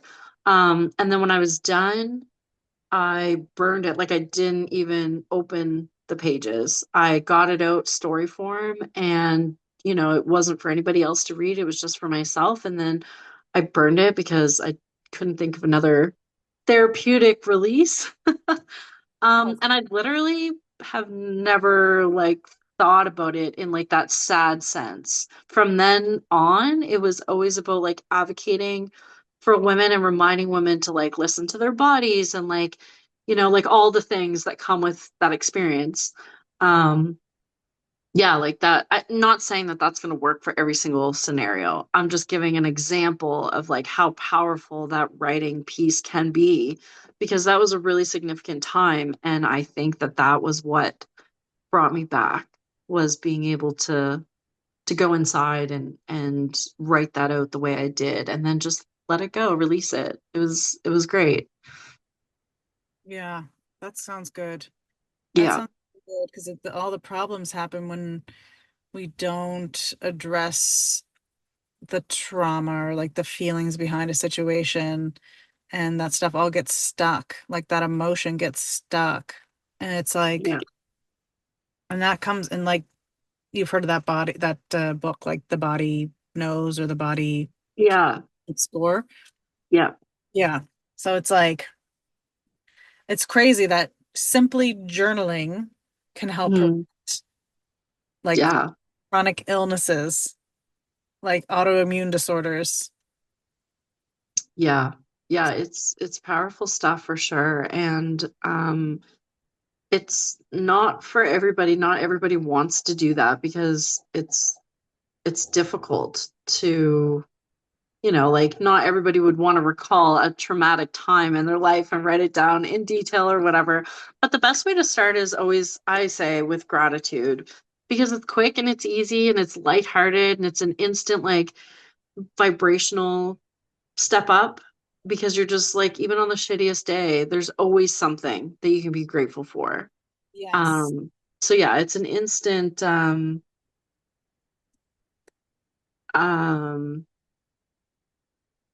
what's the word? I can't even think of the word that I'm trying to say. Like an uplift, I guess. I like it. Gratitude journaling. And it also just is like 2 minutes of your time. You don't need to spend a lot of time on being grateful. You can be grateful right now. You know what I mean? Like easy. Yeah, it's definitely the gateway drug to actual journaling. Yeah, exactly. Yeah. Um, I've recently heard that appreciation is like on the same frequency as love. And appreciation sounds so similar to gratitude, but it is a little different. Yeah. Yeah. Yeah. I think I will challenge you to check out the emotional scale when you have time and just see where all these emotions fall, like energetically. Because that appreciation, gratitude, love, happiness, like they're all very up there. Those are all really great frequencies. Can you imagine if we just lived in that? I knew a girl that lived like that. She was just like from the outside, like her life wasn't like picture perfect, but she wasn't worried about that. She was just living like she made her life and she told her story as picture perfect and not like Yeah. deliberately. It was just like what she chose to see. Like her filter was set on appreciation, love, and gratitude. It Yeah. was cool. Pretty, Honestly, yeah, like I love that. I think that that's beautiful. And like, even though I was joking earlier about my husband saying that I live in like lollipops and rainbows, there is something to be said about like I try to filter out global news. Like I know that it's important. I'm not naive. I understand that there's like, some wild things happening, but I don't actively seek that information daily because those are the things that do kind of like pull me down, like vibration, that frequency. It does, because then, so fear is the actual lowest vibrational frequency, and that makes living sense. in that fear-based place is terrifying. So again, I'm not naive. I know there's things happening, and like I honestly watch a lot of true crime and like documentaries, and like I'm not saying that I'm never there. But I do try to not focus on those things. And when something crazy happens, I'll read up on it and get the facts, and then I try to move on and not just stay in a place. And I do find like platforms like TikTok and stuff, it is kind of like it's a difficult thing because you can easily get sucked into Yeah. that downward spiral. So you need to actively stay on top of filtering those things out if that's what you want for yourself. Well, I'm bringing awareness to the fact that I've been trying to like regulate my nervous system through like scrolling. Hmm. Full stop. I'm bringing awareness to that. Um, and then the other piece is like the way you probably look at it the same way as well, but the way I look at the whole, like, without going like into like what is going on because we don't want to sit there. The way I look at the whole situation of like, of like, I don't even know what's happening in America is like, I think I must have heard this somewhere, but like Trump is like authentically who he is. Yeah. He is authentically an expression of authentic existing. Oh, I just saw somebody I used to know. I used to question him so bad. He was just like a old man that worked at a gas station. Like, hey, I'm Oh, over here. Oh yeah. Anyway, um, yeah, he's living his authentic expression. So it's like cool. And I'm just like so happy that it's all like burning for new systems to come through. Yes. And Yes. the only thing I'm like doing, like I'll repost like a lot of shit that's like you've heard of like the LA music festivals. Yes. So like I'm reposting that shit because like so Yeah. I'm just trying to stay on like focusing on like all the fucking amazing people in the US that are like, oh my God, actually I had a dream about this last night. Oh my God, that's so crazy. I'm just like trying to focus on all the amazing people like fucking rising up and banding together in like community. Like I'm just so fucking proud of them. Like Yeah. and like Yeah. guess what, Canada? It might happen here, so fucking check yourself. Exactly. I know. And that's exactly what I'm saying too, is like it's you can't not see it. Like you still have to be aware, Yeah. but also just finding, I mean, going back to what we were saying earlier, like the let them theory, like you can't waste your energy on worrying about something that you have zero control over. There are things we could do, make sure you vote if that, you know what I mean? Those are the things that we can control, but we can't control who the president of the United States is, or, all the terrible things that are happening. And those are really easy elements that pull you down into a lower vibe, Well, and you can choose to stay there. and it's But like intentional, like it's crazy. It's like so intentional on like that movement of that like I don't even know how to like what's the macro term of like the fear mongering, like who's in charge of that fear mongering, like that yes, system of oppression. yeah, Like, yeah, it's like so intentional, like it's crazy. yeah, So of yeah, course no, it is wild. step into it. Oh my God. I know. I'm so grateful that 2020, on that note, was a pivotal time in my life, like with marriage and my daughter, because it really took me out of like that anxiety mindset, that fear mongering that you're talking about, and just like worrying and I mean, I have my own anxieties happening because I was pregnant, Yeah, but yeah. You had yeah, you had personal fears to think about. yeah, but I Yeah, wasn't super caught up in like globally like what we were experiencing. And I'm grateful because now on the other end, now that we've gotten through it, I'm just like, what an absolute shit show. I know. Like, what did we just experience? That's so crazy. Well, it is crazy because like I was in my own world too. I think a lot of us were, but like I was in my own world too, and it's like it's wild that the Earth went through that Yeah. whole planet. Like Yeah, it's I had a crazy. I had a dream last night about I was like I don't know if I was working in like I was in America. I think I was American, and I had a job that if I spoke out, it potentially could have been like jeopardized and like because all I can think about is like all of like the people like all of like the ICE workers like the Mm, people in government now and I'm like you are like complacent it like you yeah, remember Nazi Germany like and we were talking about the SS like it's like you are complacent in this like yeah, evil structure um or programming whatever can't think of the word yeah. but anyway but I was actually like in that situation in my dream last night and like it wasn't as easy as I fucking think it is, was it? No, no, No, it's I was scared. I was scared yeah, of losing what little I had, and that's yeah, that's purpose. crazy. But yeah, that's weird. I always try to remember my dreams, and I never can. I try, like, as soon as I wake up, I'm like, okay, I'm just gonna close my eyes and remember what it was, and sometimes Yeah, I can go through it. yeah, unless it's like a nightmare type dream that you're just like can't stop thinking about. Why can't we remember those? I What's the know. problem? So annoying. Yeah, that's funny. Hmm. Was there more stories that you wanted to share?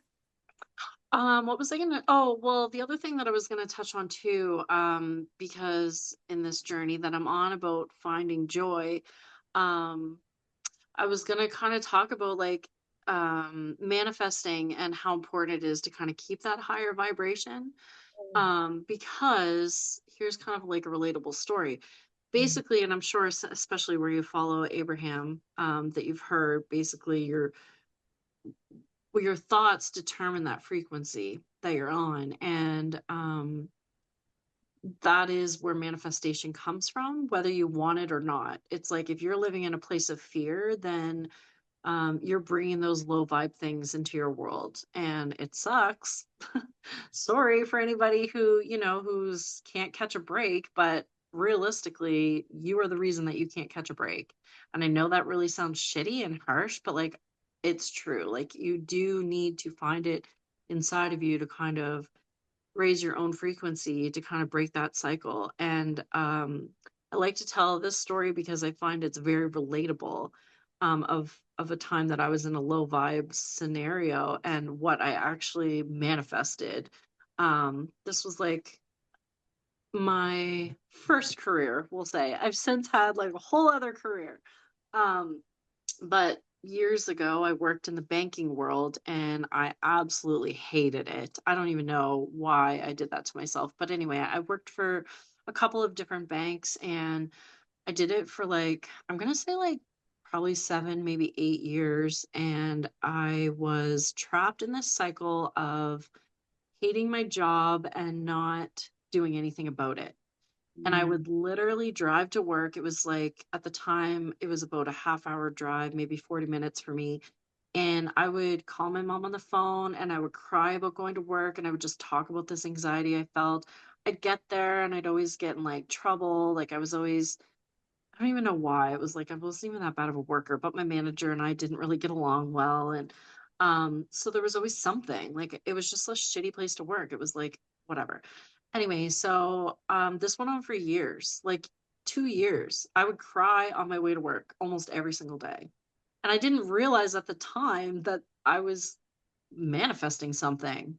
You know what I mean? Like I didn't know anything about like how important it is to maintain like a higher frequency, which means not to focus on that anxiety. I should have focused on the gratitude for having a job and, like been a little more active in finding a new job, but I was stuck. So Oh yeah. anyway, this went on for a really long time, to the point where I actually created a fear in myself of driving because I think subconsciously I would get in the car and I would immediately feel like I was going to cry. I didn't Okay. put two and two together until years later, but Yeah. I realized later that I actually created this anxiety inside myself and driving. I didn't drive on the highway for about 2 years after I left this place because I would get like, um, like what's it called? I would Like, get like this anxiety that literally like would take over. There's a name for it, but anyway, the adrenaline that I would feel inside made me feel like I was going to pass out oh my, because of years of just like programming my brain to be like, this is the worst day ever. I hate how, this. And I do the same on the way home. how powerful. Um, yeah, so not only that, I ended up going into work one day and I got fired for Yeah, whatever fucking reason. They let me go, and I, at the time, was devastated. of course. Now, when I look back, I'm like, how could I possibly be devastated over something that I created for 2 years or more? Yeah. Created this like um cycle of low vibe, hating my job, wouldn't do anything about it because I didn't know what to do. And Mm. then eventually the universe is like, Laura, shit or get off the pot. Like, you either need to find a new job and like create happiness, or you're going to be forced out the door. And that's what happened. So I lost my job, couldn't drive on the highway. And like, I did not drive on the highway. For anybody who's living in like the Halifax area, you know that there's always an alternative. I would Yeah. drive for like an extra 2 hours if I had to save me from getting on the highway because I created this internal like disgust of driving. Um, anyway, long story short, I do tell people that a lot because when we think about like manifesting and it kind of just drives home like how important it is to talk to yourself, in a gentle voice and like be kind and grateful instead of living constantly in a place of fear and anxiety and sadness. Because over time, it will create what it is that you've put out there. Mm. And I mean, you kind of have to do a little research to understand the concept. I don't think we have enough time to really get into it, but it Hey, is very true. those who know who will know. Like I said that Yeah. in this episode, I was like, I don't want to spend my friggin' time explaining all these things. Like people, I mean, no one's going to be watching this podcast that they don't already know. Yeah, this is it. No Yeah. one's going to be watching that Yeah. white girl from Nova Scotia. Let's Yeah. see what he has to say. You're here. But they didn't tell me what that means. Yeah, you have to do your research. Yeah, you have to do your research. But it Yeah. is true. You hear it from like different sources. And I think it started like years ago with like the Da Vinci Code and like, that law of attraction, where it's like, And anyway, I think that Abraham says it best when Abraham talks about like this emotional scale and how that relates to what you're creating in your world. And again, like I do tell so many people about that banking story because I'm like, that is something super relatable. And like, I'm just an everyday girl. You know what I mean? I don't have special powers, but now I understand what it means to be stuck in the low vibe and what it looks like when you don't pull yourself out. It was an important lesson for me. well, And yeah, I feel like as embarrassed as I am that I lost my job, I'm like, I always talk about it because yeah, it was significant. that's hilarious because I also got fired and I was mortified and like so upset, like not so upset, but like I was like, life is over. Like I lost my like good paying job. Like what? Yeah. But it was because I was like fucking, it was like all happened for a reason. Yeah. I also hated it for like at least a year, probably way longer. No, probably Yeah. way longer. I just like didn't like completely fuck everything up because I was like, I don't want to be here every single. Yeah. Yeah. But And that's the thing is like, yeah, you definitely created it when you're in that mode because what choice does your yeah, employer we have? called it in exactly. And I yeah, same with me. Like I Yeah. called in that manager that was fucking psycho and ended up building a case to fire me. Like she was and like a Yeah. crazy lady, but like thanks, Yeah. bringing what I needed and what I wanted. Like, and how Yeah. powerful are we? Yeah. You're so Totally. Totally. And I all the time am like so grateful that I rose above and now I got something from that because at the time it was like you said, I actually already owned my home at that point. Thankfully my husband was in a position that he kind of got us through that lull of needing, but it was like my career. Like it was all I had, to support myself and with the household and all the things. So yeah, super, super important. And now I can look back on that and be like, that was a huge lesson for me. And I do carry that with me a lot. And even with my daughter, like I'll find myself kind of getting in a pattern of like saying things that are a little bit like lower vibe. And I kind of need to like pull away for a minute and just kind of, I like to call it disrupt the pattern. um just take a minute and just kind of like change the words I'm using or approach it differently, um because what you say and what you think is universally, it's a language that the universe understands, and treating yourself with that care is number one for sure. That's interesting. You say that's the language that the universe understands, like your feelings and your frequency is the Yeah. language the universe understands. Yeah. Like that. Yeah, because the universe is always, and again, this kind of sounds cliche, but if you know, you know, the universe is always on standby. Yeah. So that's what I mean when I say if you're in a low vibe, that's what you're going to get because the universe doesn't know that you're in a low vibe. The universe only speaks in frequency. So, Check. Okay, let's get to work. Yeah. yeah, exactly. So, in terms of the universe, it's like, well, you hate your job. So, like, let's not do that anymore. Yeah. Not do that anymore. Yeah. And I would literally say, like, I wish I could get out of this. Like, I fucking, like, I call in sick. How am I going to get out of this? And, like, what am I gonna do? And just, oh my gosh, beat myself up. It was crazy. But wonderful lesson on the other end. Yeah. Um, yeah, with my kids, it's like the worst thing I can do for a 17-year-old girl, especially my daughter, is like show her any sort of judgment or criticism. It like Yeah.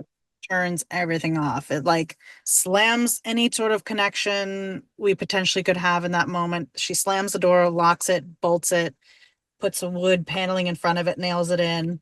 Yeah. Like I still fucking catch myself doing it, even though I Yeah. and I'll Yeah. still if she like senses it in my tone, I can see her turn off and I'm like, damn it. Damn it. Yeah. How do I take that back? Yeah. I consider Yeah. it We're in the mode now at 5 years old where my daughter just matches my energy. Like a she will, if I yell, she's yelling at me. Or if I get upset, she's upset because she's seeing me do it. And that's, but it's funny that you mentioned that because I also have friends who have, older kids, not, I don't think as old as yours, but getting into the teen years where, yeah, that they just shut down. So it's like you have to tread, and this is what I'm saying. Like women, I mean, we are programmed to take that on, like we just find a way. Like we do all those things for our kids and with our kids that I don't know if men really can grasp what what that looks like. Yeah, like there's a rise of beautiful men coming and here, but again, like that's not been my experience, so like I can't even talk about men. Bless them. I'm sure Yeah. I can't wait to meet like like the men in my life. Like then there is some men, I'm starting to see men in my life that are like that. Like Yeah. so I know it's coming in, Yeah. but to speak to your when she's like matching your energy, it's like aren't I think you guys are still is like sharing like a nervous system, aren't you? Or there's something where like you're co-regulating still at this point? Yeah, I think I should look that up. I do feel like you're right. I'm pretty sure they say it's around this age that she's at now that she starts to break away Yeah, from like where she starts to develop her own, I don't know, like I guess take on how to manage her emotions and yeah. but that yeah, that's a good reminder. I should look that up because I'm pretty sure. And like Match. she is very different from me. So it's hard for me to even yeah. She's just matching your energy. I love that. Yeah, she just yeah, if I'm sad, she's sad. If I'm upset, she's upset. She Oh. yells. Yeah, it's crazy. But she's also like as a person more like my husband.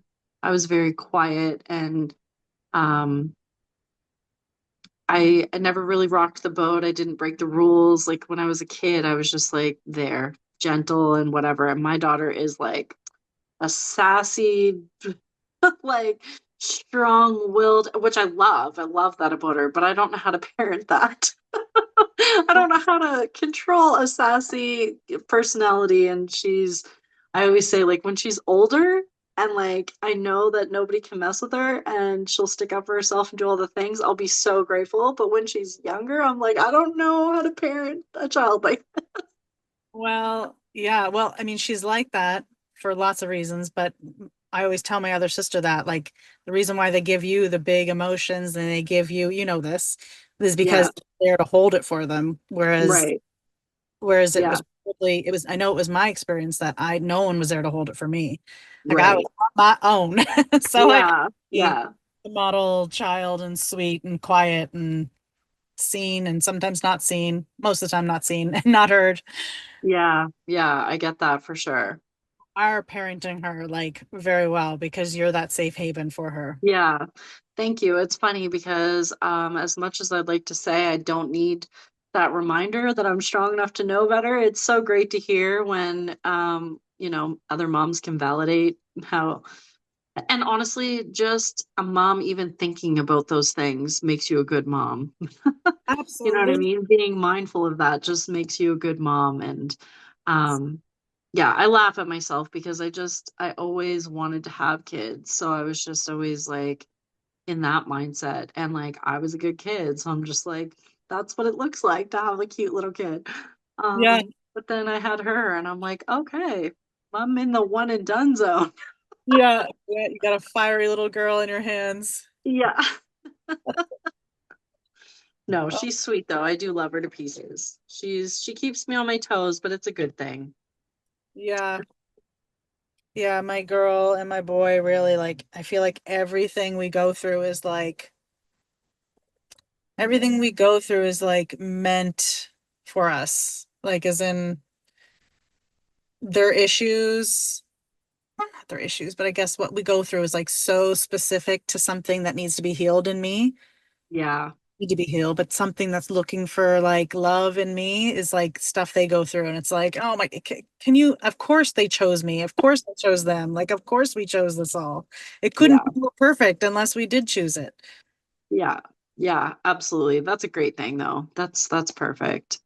It's a funny it's funny when you are open and aligned enough to recognize that you're like, this is a part of my journey, this means something, instead of just going through the motions. And that's the autopilot that I'm referring to, is like the day-to-day stuff that you get sucked into, that you're not being mindful of the lessons that you're here to learn.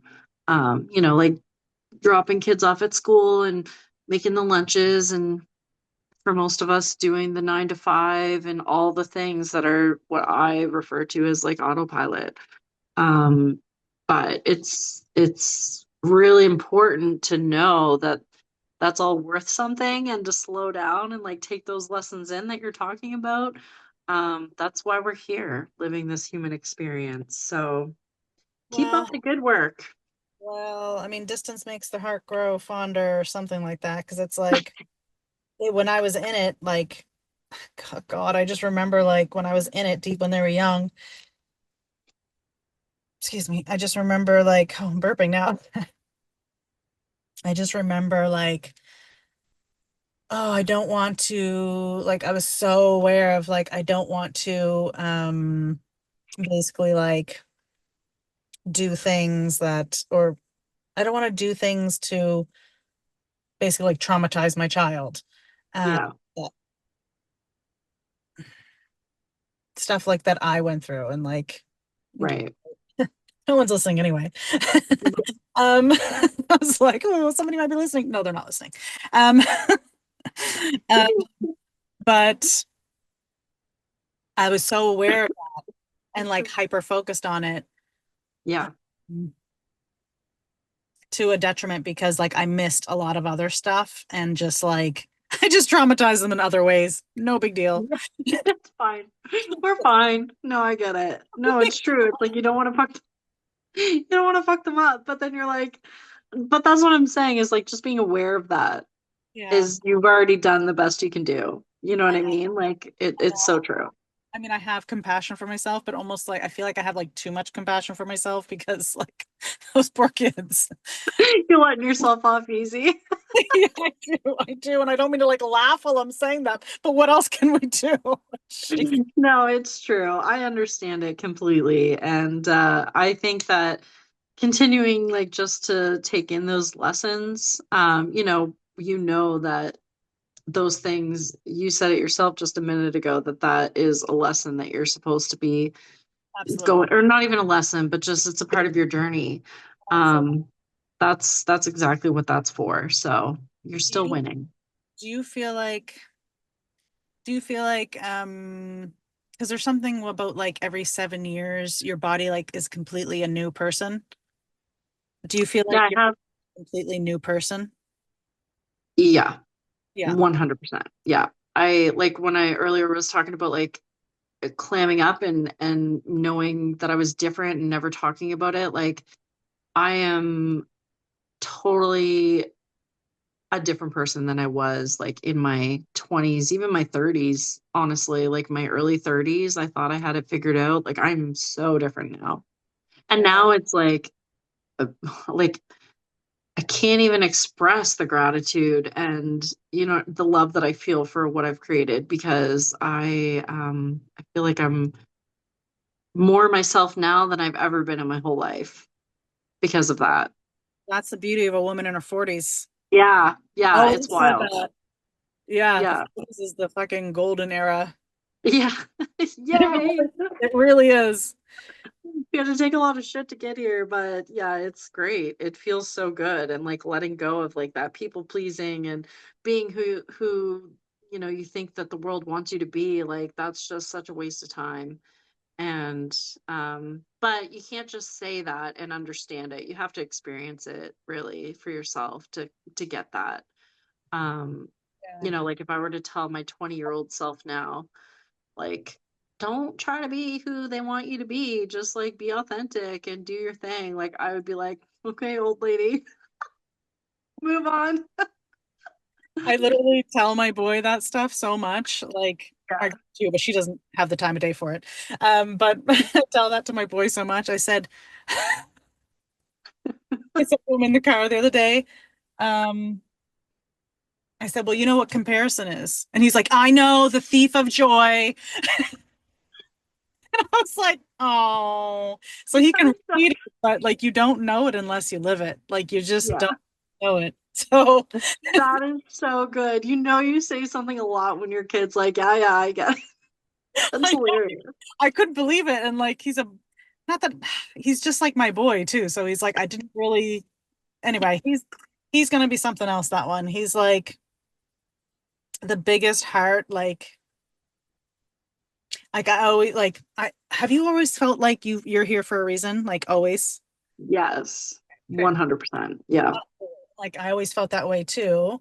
And then with Gavin, like I'm like, I know he's here, like he's just like this system that we're in, like the school system, like the like relationship system, like all the systems that are like societally normal, like he just doesn't fit the mold. And like Hmm. the way he moves through the world,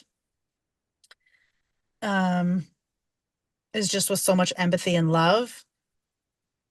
And like on the outside, you wouldn't really see that.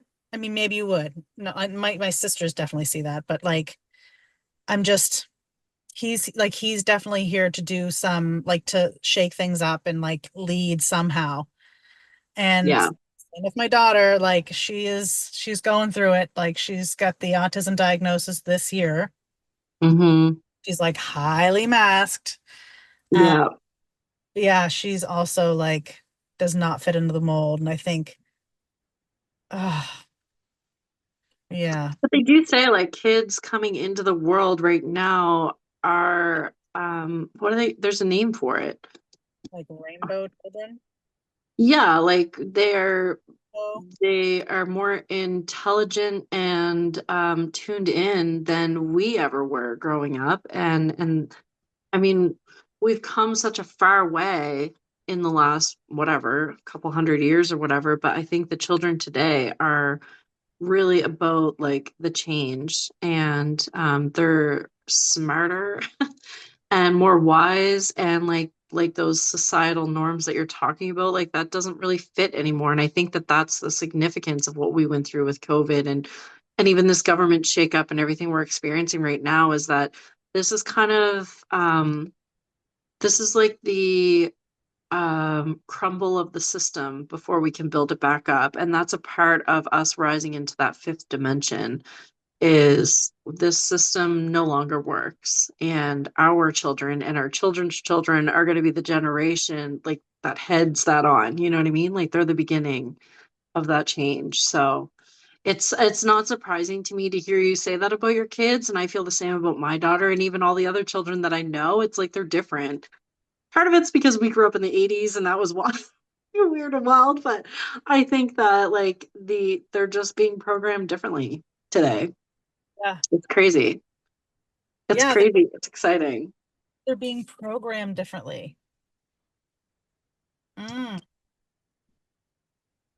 I feel like they've been like they have like different DNA almost. Like they're like a new like an evolution.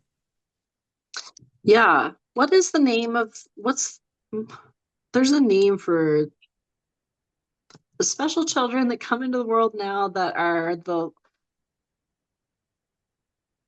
it'll come to me. I feel like it's light, like something light. I almost Oh, want to look it up. I thought But I thought you were there's talking a about name for it where um, kids are coming to this world and living in this timeline for a very specific reason, and it's more than what we can comprehend as humans. Like we wouldn't be able to put that into words and really understand it. I think that it's like um, something that we would only understand on a soul level.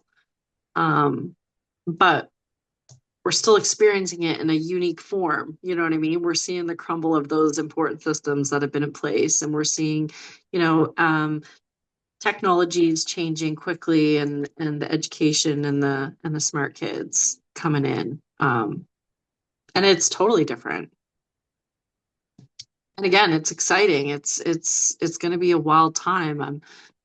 I'm quite certain the next time I come back, I feel like I'm gonna come back with hopefully memories that I have of this lifetime, so I can actually be like, yes, we did it. oh my God. I'm like thinking, I'm like, do I want these memories? I This, know, this year's I been know, it's crazy. much to my own doing. I went and like blew up my life. Uh, I say intentionally, but I mean, it is what it is. Um, Yeah, but yeah, it's been rough. But I think I know I'm looking forward to, I can feel the excitement building. I'm looking forward to what's coming. yeah, Oh, yeah, yeah. It's sometimes it does need to kind of implode before it, and again, it's kind of like the exact same concept. Like you kind of need to like blow it up, and then you can you're forced to start from scratch and make it what you really want it. And absolutely. that takes bravery. Honestly, I don't really know your story, but I can just tell that it Well, takes bravery. yeah, it eventually, I'll eventually get to it. I Yeah. feel like it's like the first episode that I did was like, oh man, it was a lot harder. It was so much harder than I thought it was going to be, Yeah. which is crazy because I'm like, oh, you're going to start a podcast and like you're going to tell your story. And I'm like, okay, bet. And then like the first episode, I was like, Uh, never mind. yeah, so that will come out eventually. Yeah. But Yeah. Well, that's a part of it. yeah, That's great. practicing saying my truth or speaking my truth. Yeah. Well, I want to keep talking forever, and I feel like honestly we should be doing a part two. Um, and not only that, but do you like dancing? I love dancing. Yes. Not craving dancing for like the longest time. I like dance, obviously, but I want to go out and dance. And Yeah. and so yeah, we should definitely do that because it's like Yeah. I've made plans with other people and they just keep falling through, and it's like, hmm, I just Yeah, no, I love that idea. I was just saying this yesterday to another girlfriend of mine. I'm like, I need to do something that's because it's great to be intentional, with all the things that you do, but it's so fun to do things that mean nothing. To go out and just have a night and just like take it in and just enjoy. So that sounds perfect. I love the idea of that.